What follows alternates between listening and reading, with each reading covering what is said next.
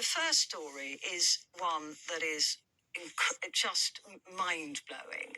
It is extraordinary and extreme and is so disturbing that it is very difficult to get your head around this. Now, there have been rumors circulating about this particular thing for very many years.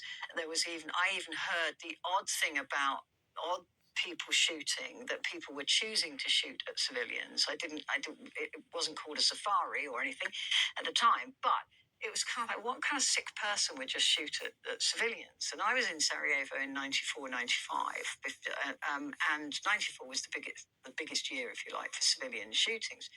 And most of it carried out by Serb forces, right, who would be shooting at civilians. So it was a very strange time, but subsequently we learned that there was something called a safari, Sarajevo safari, that appears to have been going on.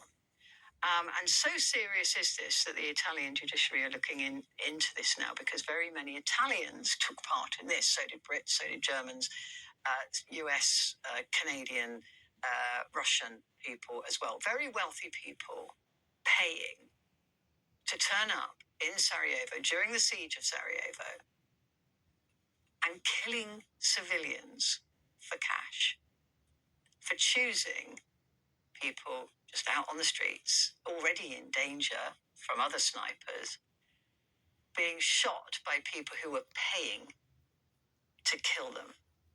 They would get offered sniper positions all around the city, and then they'd go out and get drunk and have a party. It is absolutely, isn't it? It's just one of those things you think, no, it cannot be true. It just can't be. Surely there isn't that level of depravity in the world. The claims, though, are supported by documents from a Bosnian intelligence officer who was assassinated in 1996, and it follows a 2022 documentary and an ongoing Italian judicial probe. And we're talking about it because there's a new book out by a journalist, an investigative journalist called Domagoj Marjetic.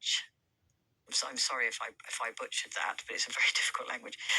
He makes claims that during the 1990 siege of Sarajevo, wealthy European tourists, including Britons and Italians, paid to join Serbian snipers in targeting civilians, competing to kill those they deemed the most beautiful. What does that tell you? Well, let's get our heads around that seriously. To shoot civilians for entertainment. Rich foreigners paid money to travel into a war zone and shoot at civilians for entertainment. It has an article looking at an investigation into alleged sniper tourism during the Bosnian War.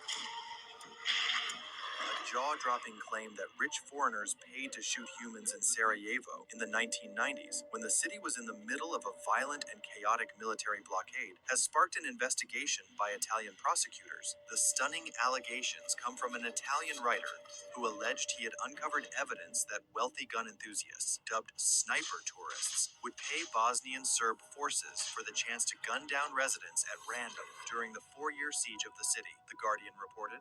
Rich foreigners allegedly paid upwards of $90,000 to shoot people during human safari trips to Sarajevo in the 1990s, with an extra fee to kill children. There were Germans, French, English, people from all Western countries who paid large sums of money to be taken there to shoot civilians, said Ezio Gavazzani, the investigative writer. There were no political or religious motivations. They were rich people who went there for fun and personal satisfaction. We are talking about people who love guns, who perhaps go to shooting ranges or on safari in Africa, he said. Gavazzani claims he first read reports of the alleged tourist-led shootings in Italian media outlets in the 90s, but started digging deeper after watching a 2022 documentary about a former Serb soldier who claimed foreigners would shoot at residents from the hills in Sarajevo. He He claims a key source was a former Bosnian intelligence officer. His shocking allegations have now led to a newly launched probe being led by prosecutors in Milan. The investigation is seeking to identify any Italians involved in the so-called sniper tourism. Gavazzani said he had already uncovered the identities of some of the Italians allegedly involved in the massacre, and they are expected to be questioned by prosecutors in the coming weeks.